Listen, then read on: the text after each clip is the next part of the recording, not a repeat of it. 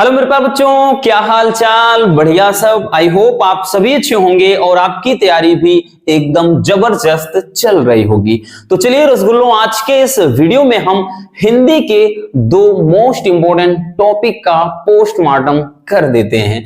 आपको पता है कि आपका टाइम टेबल जारी हो गया है और यह भी भली भांति पता है रसगुल्लों कि पहला ही पेपर हिंदी का है। तो हमें अदर सब्जेक्ट के चलते हिंदी को भी नहीं भूलना है बच्चों, उसको भी अपन साथ ही लेकर चलेंगे, तभी सब कुछ बढ़िया होगा।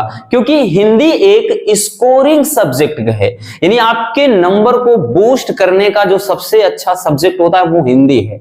आपको पता है बच्चों, यही आपके परसेंटेज को बनाएगा, यही आपके अच्छे नंबर लाने में मदद करेगा। तो चलिए देख लेते हैं। तो आज के इस वीडियो में बच्चों हम देखेंगे हिंदी के गद्यांश और पद्यांश, यानी दोनों टॉपिक को एक ही वीडियो के जरिए। और ये भी आपको बता दें बच्चों, ये आपका 20 नंबर का क्वेश्चन पूछा जाएगा, यानी यही दो टॉपिक 20 नंबर के पूछे जाएंगे। ये आपको बताने की जरूरत है नहीं, हाँ इतना जरूर है कि टॉपिक कौन सा इंपॉर्टेंट है वो हम बताएंगे। तो चलिए देख लेते हैं कौन कौन से आपके टॉपिक है रसगुल्लों। सबसे पहले हम देखेंगे गद्यांश को। गद्यांश में बच्चों, तो गद्यांश में सबसे पहला एक गद्यांश आप देख लीजिए, काफी ज्यादा इंपॉर्टेंट है। अगर हम बात करें तो 2022 का पेपर देखेंगे ना तो ये 3 से 4 सेट में पूछा था, 2023 में एक में ही पूछा है। इसलिए भाई पूरा मूड बनाया है कि 2024 में आएगा। डेफिनेटली 100% है बच्चों, किसी ना किसी सेट में जरूर दिखाई पड़ेगा। मे बी 1-2 हो सकता है, 3 भी हो सकते हैं, लेकिन उससे कम नहीं होगा। तो चलिए देख लेते हैं। एक है बच्चों कि आपका ये गद्यांश दिया गया है और इससे रिलेटेड आपके 5 क्वेश्चन दिए गए हैं। और हमें पता है बच्चों, सबके आपको नंबर कितने कितने मिलने वाले हैं, 2-2 नंबर, यानी हर एक क्वेश्चन के आपके 2 नंबर मिलेंगे बच्चों। इस तरह से आपके 10 नंबर का ये क्वेश्चन हो जाता है, ठीक है ना। सबसे पहला जो हमारा काम है बच्चों वो हम करेंगे, इसको अच्छे से पढ़ लेते हैं कि मातृभूमि पर निवास करने वाले मनुष्य राष्ट्र का दूसरा अंग है। पृथ्वी हो और मनुष्य ना हो तो राष्ट्र की कल्पना असंभव है। पृथ्वी और जन दोनों सम्मिलन, मतलब दोनों के सम्मिलन से ही राष्ट्र का स्वरूप संपादित होता है। जन के कारण ही पृथ्वी मातृभूमि की संज्ञा प्राप्त करती है। पृथ्वी माता है और जन क्या है, सच्चे अर्थों में पृथ्वी का पुत्र हैं। तो ये आपका क्या है, एक गद्यांश है। तो इस तरह से बच्चों आपका एक गद्यांश होगा और गद्यांश से रिलेटेड आपके क्या है, यहां पर क्वेश्चन दिए रहेंगे, यानी प्रश्न दिए रहेंगे। और आपको बहुत ही केयरफुली इसको पढ़ना है, क्योंकि इसको हल्के में भी नहीं ले सकते।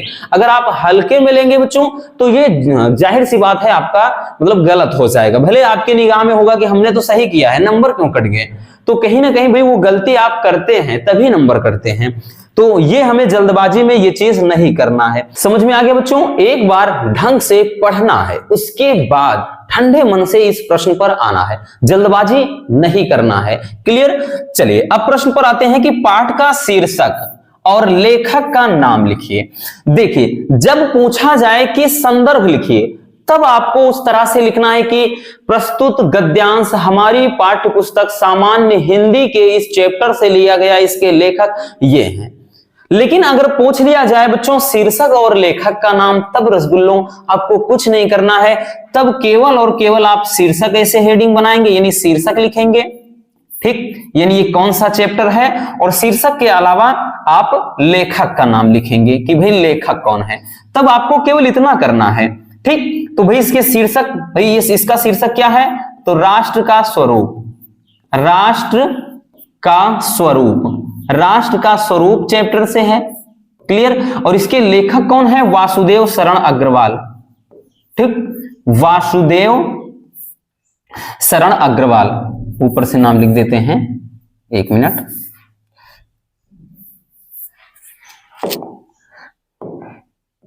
क्या लिखेंगे बच्चों, हम यहां पर लिख देते हैं लेखक, समझ जाइएगा। लेखक कौन है, तो वासुदेव शरण अग्रवाल जी हैं,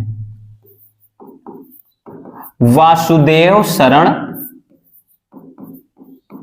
अग्रवाल, ठीक। क्लियर हो गया। इस तरह से आपको इस तरह से लिखना है ना। संदर्भ फालतू का नहीं लिखना है, जब संदर्भ पूछा जाए तब उस तरह से लिखना है। बाकी अगर ऐसा पूछे तो केवल शीर्षक लिखिए फिर लेखक। क्लियर हो गया, 2 नंबर आपके मिल गए।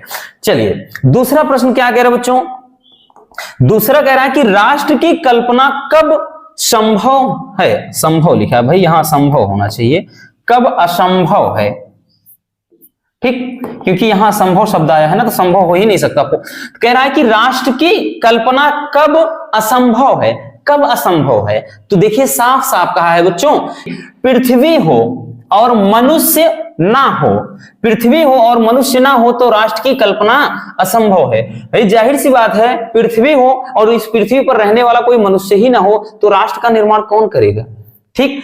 तो इस तरह से बच्चों हमें मिल गया कि भाई पृथ्वी हो, लिखेंगे कि पृथ्वी हो लेकिन मनुष्य ना हो, लेकिन मनुष्य ना हो तो राष्ट्र की कल्पना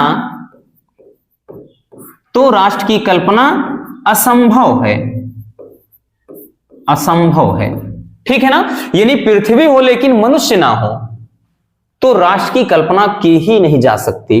क्लियर। चलिए तीसरा है कि पृथ्वी और जन दोनों मिलकर क्या करते हैं, तो भाई कहीं है पृथ्वी और जन दोनों के सम्मिलन से, देखिए पृथ्वी और जन कह रहा है कि दोनों के सम्मिलन से ही, ठीक, दोनों के सम्मिलन से ही राष्ट्र का स्वरूप संपादित होता है। तो मतलब पृथ्वी और जन दोनों मिलकर क्या करते हैं, तो पृथ्वी और जन दोनों मिलकर के ही बच्चों क्या करते हैं, राष्ट्र का स्वरूप बनाते हैं, ठीक है ना। हमें मिल गया, तो लिखेंगे कि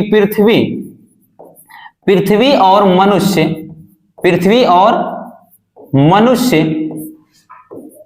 मिलकर राष्ट्र का स्वरूप बनाते हैं, राष्ट्र का स्वरूप बनाते हैं, ठीक, राष्ट्र का स्वरूप बनाते हैं। क्लियर हो गया, ये हो जाएगा। अगले प्रश्न पर आते हैं कि पृथ्वी कब मातृभूमि की संज्ञा प्राप्त करती है, तो पृथ्वी कहीं पर दिख रहा है बच्चों, पृथ्वी कब मातृभूमि की संज्ञा प्राप्त करती है, तो जन के कारण ही पृथ्वी मातृभूमि की संज्ञा प्राप्त करती है, ठीक है ना। पृथ्वी कब, तो यहां पर लोगों के कारण, यानी जब लोग रहेंगे इस पृथ्वी पर तभी वो मातृभूमि की संज्ञा प्राप्त करती है। तो हम लिखेंगे कि मनुष्य के होने पर ही, ठीक, मनुष्य के कारण ही, ऐसे लिख दीजिए, मनुष्य के कारण ही पृथ्वी मातृभूमि की संज्ञा प्राप्त करती है, के कारण ही पृथ्वी मातृभूमि की संज्ञा प्राप्त करती है। इतना समझ जाइएगा कि मातृभूमि की संज्ञा प्राप्त करती है। क्लियर हो गया। अगला क्वेश्चन है कि रेखांकित अंश की व्याख्या कीजिए। ये जो रेखा खींची हुई है रसगुल्लों, इसकी व्याख्या करना है, यही थोड़ा डिफिकल्ट होता है ना, यही थोड़ा डिफिकल्ट होता है, बट डोंट वरी, बहुत ज्यादा डिफिकल्ट भी नहीं है, इजी है, उतना ज्यादा डिफिकल्ट नहीं जितना आप सोचते हैं। ये कह रहा है कि पृथ्वी माता है और जन सच्चे अर्थों में पृथ्वी का पुत्र है, यानी पृथ्वी माता है और जो लोग हैं इसके पुत्र हैं। तो इसकी व्याख्या लिखेंगे तो भाई हम अपने से थोड़ा बनाकर लिख सकते हैं कि जिस तरह एक माँ अपने बच्चे को जन्म देती है, उसका पालन पोषण करती है, उसका ख्याल रखती है, ठीक, उसी तरह पृथ्वी भी क्या है, हमारी माँ के समान है, जो हमें अन्न देती है, यानी हमें अनाज देती है, हमें अपने गोद में खिलाती है, क्या करती है, हमें संवारती है, हमारा पालन पोषण करती है। तो उसी तरह से भाई हो गया, बस अर्थ हो गया। अपने शब्दों में बनाकर रसगुल्ला थोड़ा बढ़ा चढ़ाकर लिख दीजिए। तो लिखेंगे इसका भाई व्याख्या में लिखेंगे कि पृथ्वी भी हमारी माँ के समान है, हमारी माँ के समान है जो हमें अन्न देती है, अनाज, ठीक है ना, तथा हमारा पालन पोषण करती है, हमारा पालन पोषण करती है, ठीक, पालन पोषण करती है। क्लियर हो गया बच्चों। तो पृथ्वी भी हमारी माँ के समान है, जो हमें अन्न देती है तथा हमारा पालन पोषण करती है। और भी बढ़ाना चढ़ाना आप लिख सकते हैं कि हम पृथ्वी की गोद में, यानी इसके धूल में हम खेलते हैं, उसी में पले बढ़े हैं, तो आप बढ़ाकर कुछ भी थोड़ा लिख दीजिए, कोई दिक्कत नहीं, ठीक। तो ये है बच्चों, इस तरह से आपको बहुत ही सावधानी पूर्वक ठंडे दिमाग से अच्छे से पढ़ना है रसगुल्लों पे, मतलब जो दिया गया गद्यांश होगा, पद्यांश जो भी है, फिर उसके बाद उससे संबंधित प्रश्नों का उत्तर देना है। तो चलिए इसको स्क्रीनशॉट कर लीजिए, काफी ज्यादा इंपॉर्टेंट ये आपका एक गद्यांश है, इसलिए हमने इसको रखा है। ठीक, चलिए स्क्रीनशॉट कर लीजिए, फिर चलते हैं हम नेक्स्ट टॉपिक की तरफ।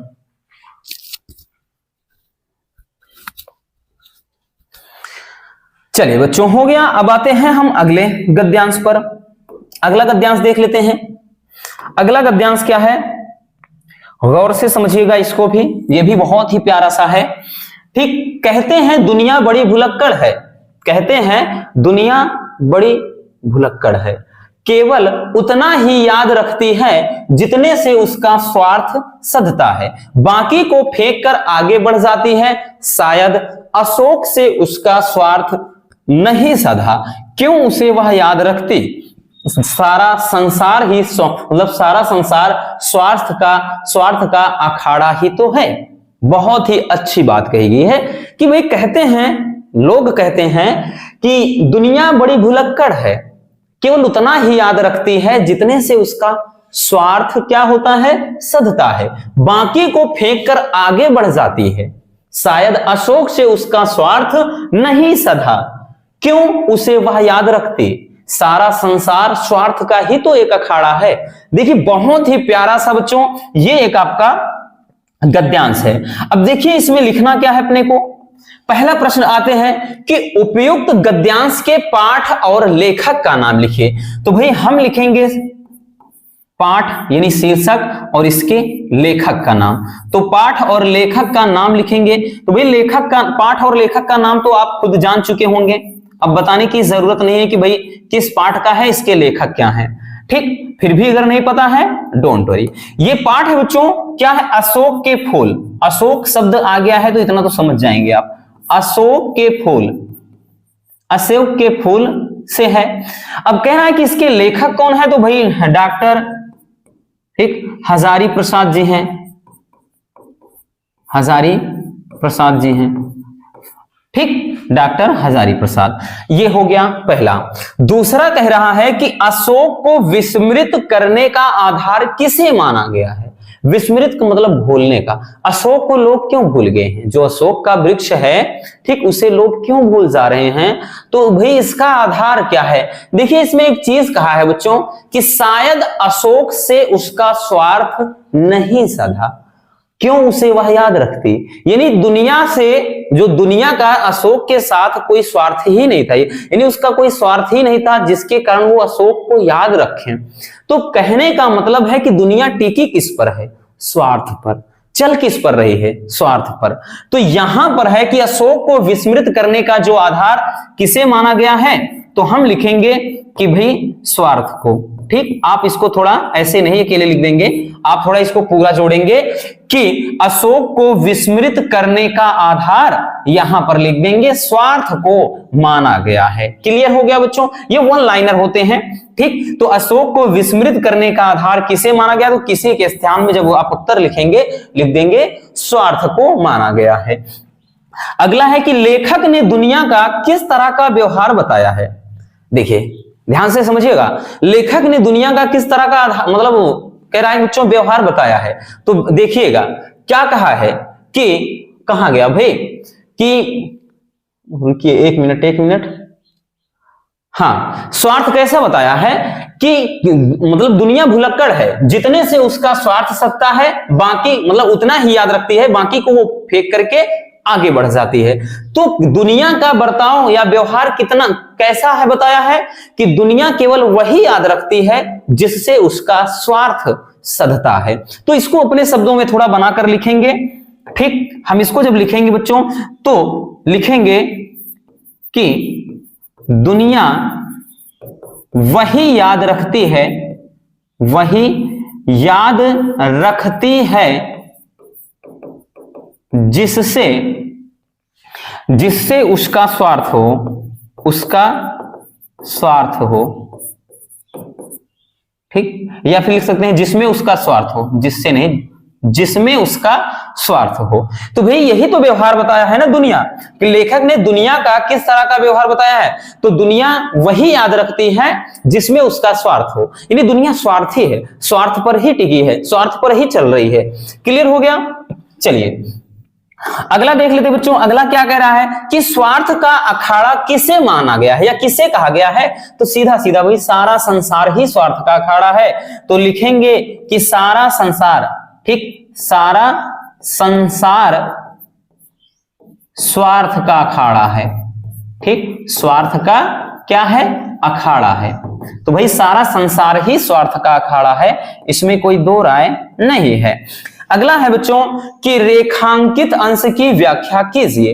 रेखांकित अंश की व्याख्या करना है इतने पूरा कि दुनिया बड़ी भुलक्कड़ है, केवल उतना ही याद रखती है जितने से उसका स्वार्थ सधता है, बाकी को फेंक कर आगे बढ़ जाती है। मतलब कहने का इसका अर्थ यह है कि ये दुनिया सिर्फ उन्हीं बातों को याद रखती है, उन्हीं चीजों को याद रखती है जिसके कारण उसका स्वार्थ हो, यानी जिसमें उसका स्वार्थ हो, जिसमें उसका खुद का काम हो।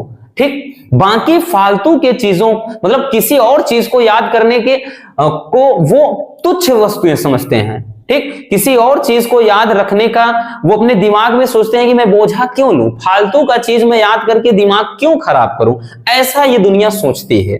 ठीक, तो यही है कि अपने शब्दों में लिखेंगे कि दुनिया केवल उतना ही याद रखना चाहती है जिसमें उसका स्वार्थ हो, अन्य वो चीजों को नहीं याद रखती है, उसको अपने दिमाग से निकाल फेंकती है और दुनिया आगे चलती है। बस इतना लिखेंगे। तो चलिए हम लिख दे रहे हैं, डोंट वरी। लिखेंगे कि दुनिया केवल, जो भी ऊपर लिखा ना सेम उसी, दुनिया केवल अपने स्वार्थ के लिए ही, स्वार्थ के लिए ही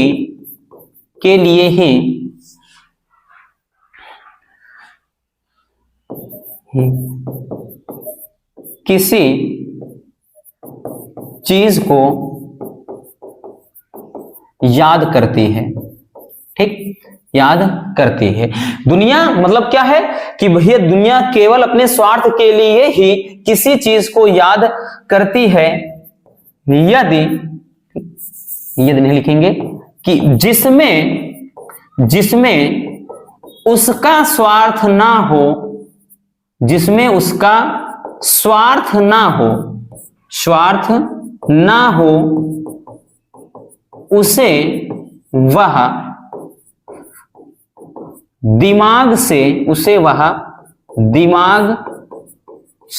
निकाल फेंकती है, दिमाग से निकाल फेंकती है, दिमाग से निकाल फेंकती है तथा आगे बढ़ती है, तथा आगे बढ़ जाती है।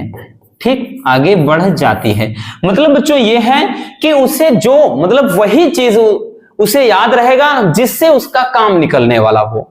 ठीक, होते हैं दुनिया में ऐसे बहुत स्वार्थी लोग हैं कि बस अपना उल्लू सीधा करते हैं, उनको अपने से मतलब है, दुनिया भाड़ में जाए, है ना। दुनिया कुछ भी करे, दुनिया कैसी भी रहे, उनसे कोई मतलब नहीं, वो बस अपना उल्लू सीधा करने में लगे हुए हैं। तो वही चीज है कि दुनिया केवल अपने स्वार्थ के लिए ही चीजों को याद रखती है, जिसमें उसका स्वार्थ ना हो वह उसे अपने दिमाग से निकाल फेंकती है और वो फिर से नए काम में, यानी अपने काम में मगन हो जाते हैं।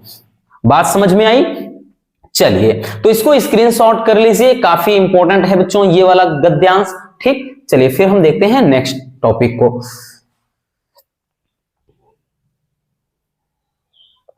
चलिए बच्चों अब आते हैं अगले टॉपिक पर।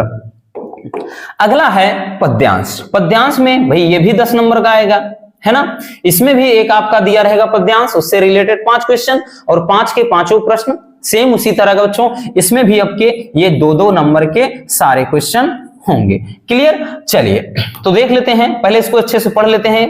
क्या कह रहा है कि दुख की पिछली रजनी बीच विकसता सुख का नवल प्रभात, एक पर्दा या झीना नील छिपाए है जिसमें सुखगात।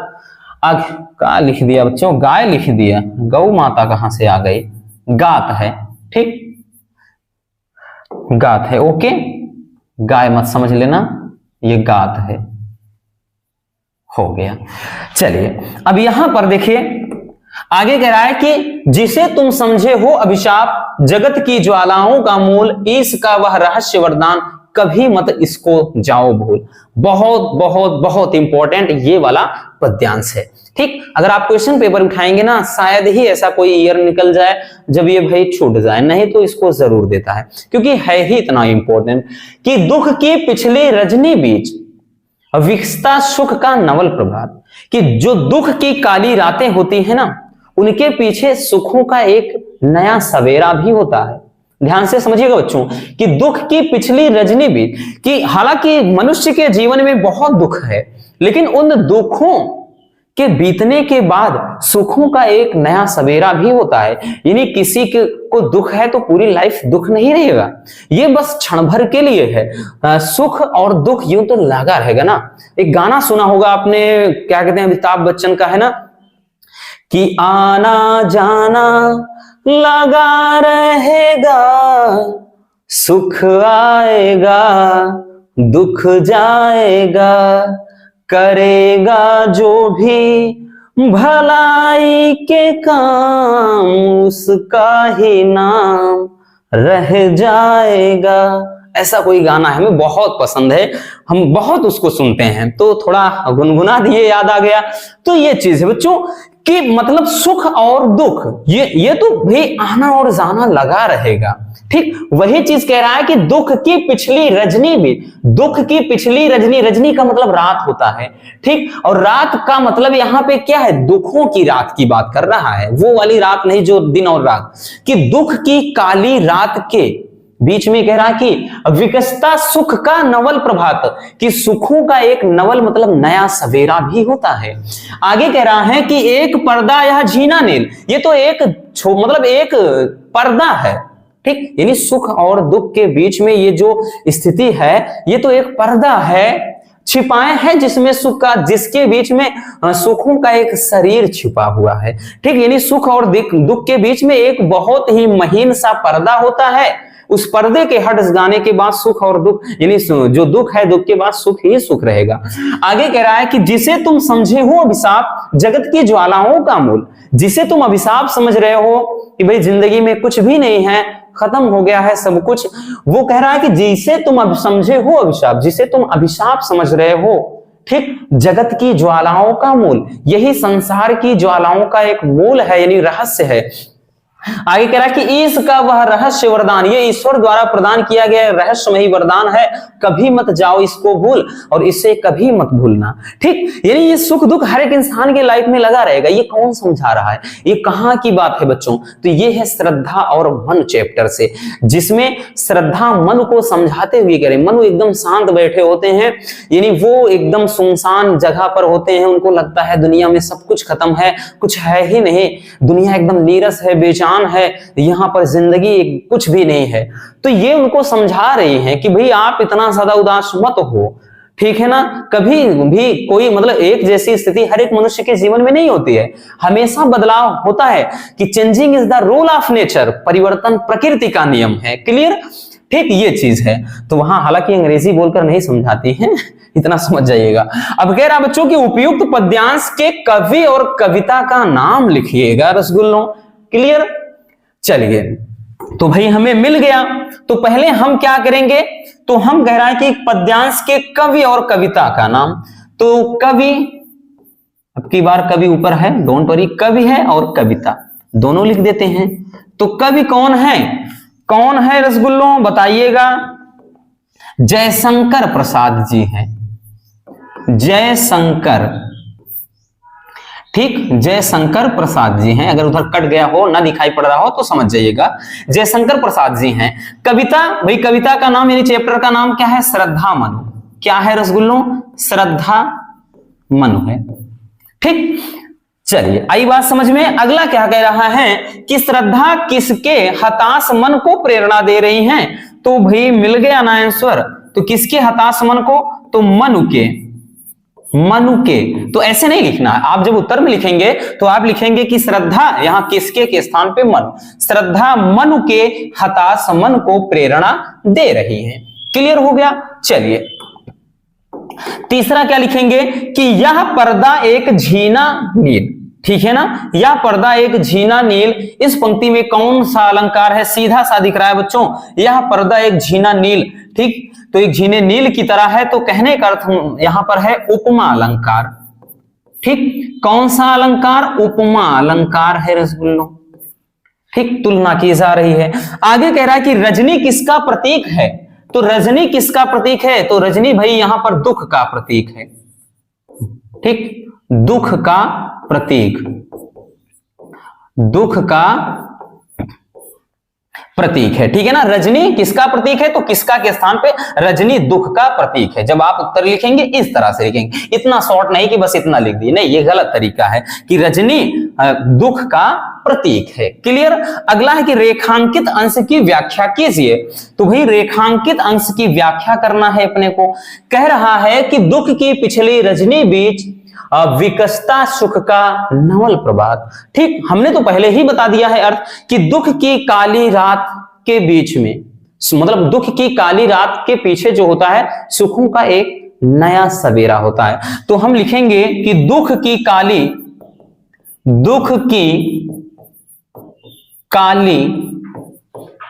रात बीत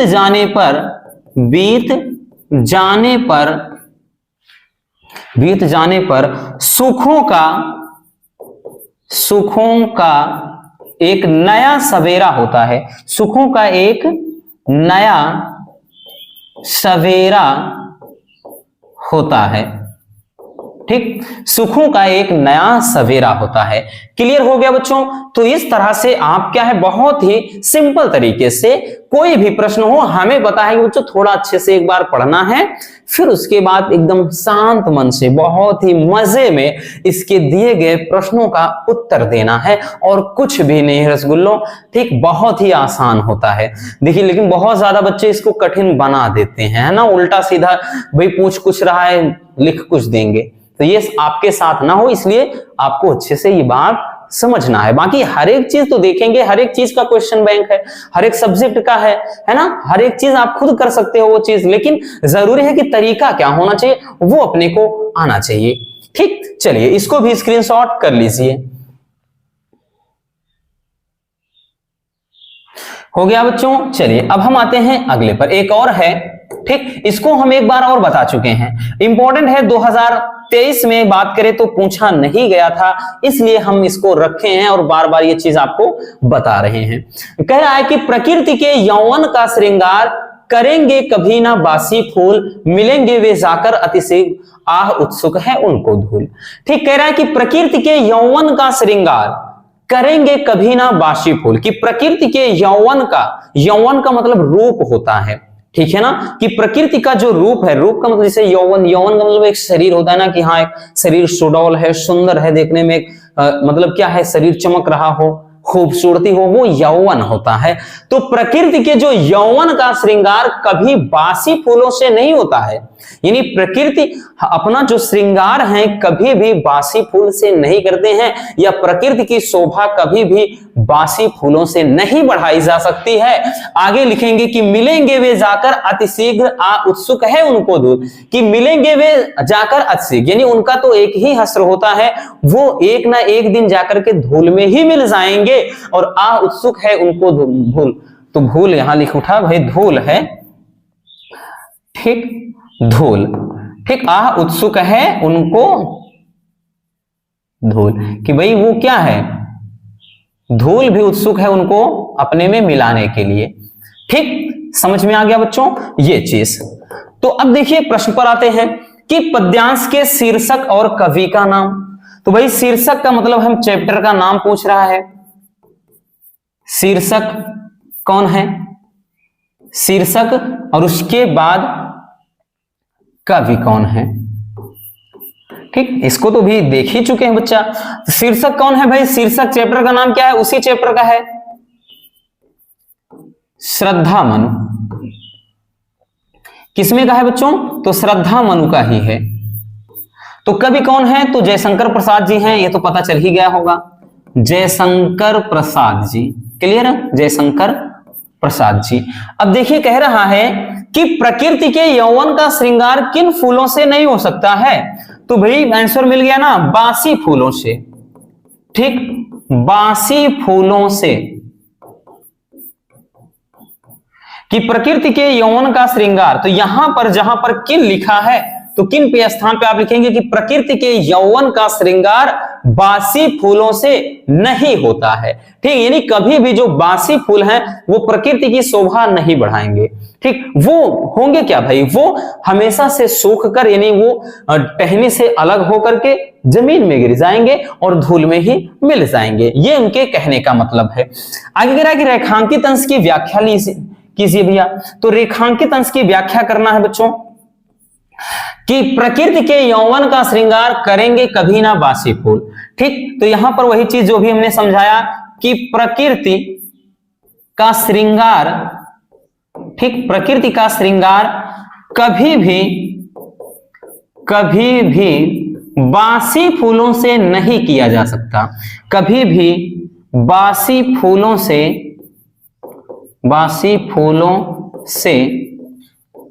नहीं किया जाता। ठीक, यानी प्रकृति का जो श्रृंगार है वो कभी भी बासी फूलों से नहीं किया जाता। क्लियर बच्चों? चलिए अगला क्या कह रहा है वो समझिएगा। अगला है कि बासी फूलों का हस्र कैसा होता है। तो भाई है ना, उत्सुक है उनको धूल। ठीक, बासी फूल का हस्र क्या होता है कि बासी फूल का सिर्फ एक ही हस्र होता है, वो एक दिन धूल में मिल ही जाना है उसको। ठीक, तो लिखेंगे बच्चों कि बासी फूल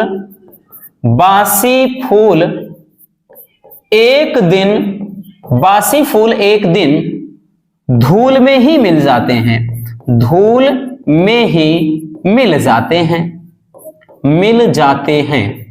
ठीक, जो बासी फूल होते हैं वो एक दिन धूल में ही जाकर मिल जाएंगे। क्लियर बच्चों? चलिए अगला देखते हैं। अगला कह रहा है कि प्रस्तुत पद्यांश में कवि ने क्या संदेश दिया है। बताइएगा भाई, संदेश क्या दिया है? संदेश इसमें क्या दिया है? तो पूरा का पूरा कहने का मतलब यह है कि हमें जीवन में निराश ना रह करके बल्कि अपना जीवन हंसी खुशी बिताने के लिए कहा गया है। यानी इसमें संदेश का अर्थ यह है कि ऐसा नहीं कि जो पूरा लिखा है फिर से एक बार छाप दो, नहीं, इसमें यह चीज है कि कहने का अर्थ यह है बच्चों कि जो जैसे कहा गया है कि जिस प्रकार बासी फूलों से कभी भी प्रकृति की शोभा नहीं बढ़ सकती, उसी तरह अगर बासी फूल का मतलब अगर आपकी जिंदगी में निराशा रहेगी, आपकी जिंदगी में अगर आप सोचते हैं कि हमारी जिंदगी में बहुत निराशा है, बहुत दुख है, बहुत दर्द है, तो आपकी जिंदगी एकदम नीरस से एकदम बेजान रहेगी। आपके शरीर में कोई भी उमंग नहीं रहेगा, आपके शरीर में कोई चमक नहीं रहेगा, चेहरे पर कोई मुस्कान नहीं होगी। तो वही चीज है बासी फूलों से मतलब यह है कि दुख, ठीक, दुख, निराशा, इनकी बात कर रहा है। तो यहां पर कवि हमें संदेश क्या दे रहा है? देखो एक आध क्वेश्चन ऐसे दे देता है कि जो आपका थोड़ा दिमाग घुमा दे, लेकिन घुमाना नहीं है, अपने को थोड़ा दिमाग लगाना है ना। भले वो कुछ भी कहे, हम भी किसी से कम है क्या, है ना? तो वो चीज तो लिखेंगे बच्चों की प्रस्तुत पद्यांश में कवि ने हमें निराशा से निकलकर, ठीक, निराशा से निकलकर खुशहाली भरे जीवन व्यतीत करने को कहा है। तो लिखेंगे कि कवि ने हमें निराशा से निकलकर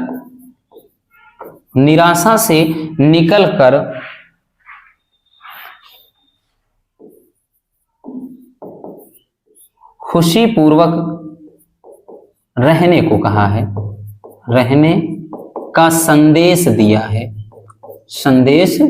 कुछ भी आप अपने शब्दों में लिख सकते हैं, जरूरी नहीं कि बस यही, ठीक। या फिर लिख सकते हैं कि कवि हमें यह संदेश देता है कि हमें अब कभी भी मतलब निराश नहीं रहना चाहिए, या कभी भी हमें मतलब क्या है अपने आप को बिल्कुल भी जैसे नीरस वगैरह होते हैं ना, कि जैसे शरीर में कोई जान ना हो, हमने वही चीज बताया कि कवि ने हमें यह संदेश दिया है कि हमें कभी जिंदगी में उदास नहीं रहना चाहिए, हमेशा हमें हंसी खुशी जीवन व्यतीत करना चाहिए, हमेशा हमारे चेहरे पर मुस्कान होनी चाहिए, ठीक, वो चीज है। क्लियर हो गया? तो आप इस तरह से बच्चों बहुत ही सिंपल तरीके से भाई कुछ भी पूछा जाए उससे रिलेटेड जो भी आपका पद्यांश है उसको अच्छे से बना सकते हैं, उससे संबंधित प्रश्नों का उत्तर दे सकते हैं। तो बस इतनी सी बात है। आई होप कि ये वीडियो आपके लिए काफी ज्यादा हेल्पफुल रहा होगा। तो बस आज के इस वीडियो में इतना ही, मिलेंगे किसी और शानदार ऐसे टॉपिक के साथ। अगर वीडियो पसंद आई हो तो प्यार से एक लाइक कर देना, और नए हैं तो चैनल को सब्सक्राइब करना बिल्कुल भी ना भूलें, ताकि ऐसे मजेदार टॉपिक हम रेगुलर आप तक पहुंचाते रहें। Love you, bye bye, take care. एक प्यारा सा कमेंट करना बिल्कुल मत भूलिएगा और इसको स्क्रीनशॉट कर लीजिए।